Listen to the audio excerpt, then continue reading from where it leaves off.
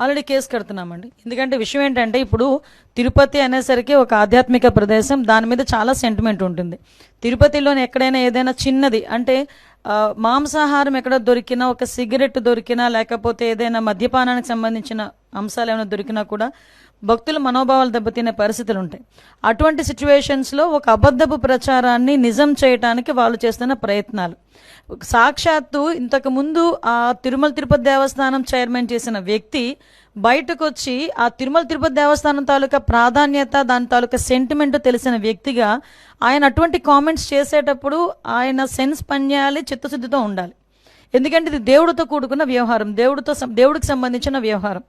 ఇప్పుడు ఏదో మత సంబంధించిన ఘర్షణలు తీసుకురావాలి, ఎక్కడో law and order issues create అవ్వాలి కాబట్టి ఈ రకంగా మనం చేయటం. ఇంతకుముందు మీకు తెలుసు ఒక పింక్ డైమండ్ అని చెప్పి ఒక రకమైన దుష్ప్రచారం చేశారు.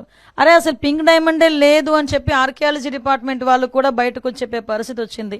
అంటే ఏదో రకంగా తిరుమల తిరుపతి దేవస్థానం అంటే ప్రజల సెంటిమెంట్, దాని మీద ఒక బురద చల్లితే గవర్నమెంట్కి చెడ్డ పేరు వస్తుంది, దానివల్ల పూలన మత ఘర్షణలు తీసుకురావచ్చు అని ఒక దురాలోచనతో వాళ్ళు చేస్తున్న కామెంట్స్ తప్పించి వీటిలో నిజం లేదు అని నిన్న నిజాలు ఈవో శ్యామలారావు గారు చాలా క్లియర్గా చెప్పారు.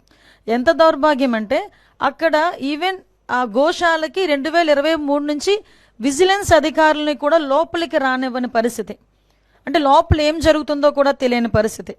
అదేవిధంగా కనీసం ఆవులకి ఇచ్చే దానాన్ని కూడా కల్తీ చేసి అందులో కూడా కనీసం నాణ్యత లేని దానాలని కూడా పెట్టే పరిస్థితి కనిపించిందని సాక్షాత్తు ఈవో శ్యామలరావు గారు చెప్పడం జరిగింది.